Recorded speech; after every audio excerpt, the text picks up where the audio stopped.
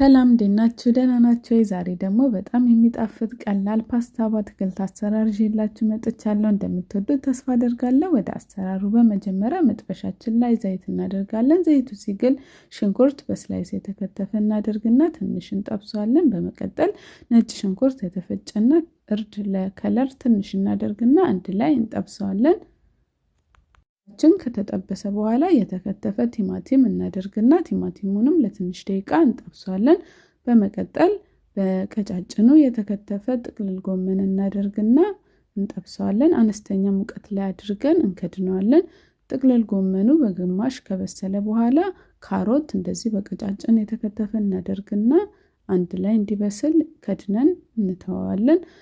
ካሮቱም ጥቅልል ጎመኑም ሲበስል ጨውና ቃሪያ እንጨምራለን። ቃሪያ መጠቀም ማትፈልጉ መተው ትችላላችሁ፣ ግን ቆንጆ የሚጣፍጥ ፍሌቨር ይሰጠዋል። ጥቅልል ጎመናችንን በዚህ መልኩ ካዘጋጀን በኋላ ፓስታ የተቀቀለ እናዘጋጅና ከዛ ጥቅልል ጎመናችን ላይ አድርገን አንድ ላይ እናዋህዳለን። ያው ፓስታ በአትክልታችን እንደዚህ ቆንጆ ሆኖ ደርሶልናል። እንዳያችሁት አሰራሩ በጣም ቀላል ነው፣ በጣም ነው የሚጣፍጠው። እናንተም ቤታችሁ ሰርታችሁ ሞክሩት። ከወደዳችሁት ላይክ እንዲሁም አስተያየታችሁን ጻፉልኝ። የምሰራቸው አዳዲስ ቪዲዮዎች እንዲደርሳችሁ ከፈለጋችሁ ሂዳያስ ኪችንን ፎሎ እያደረጋችሁ በሌላ ስራ ቪዲዮ ድጋሚ እስከምንገናኝ ቻው።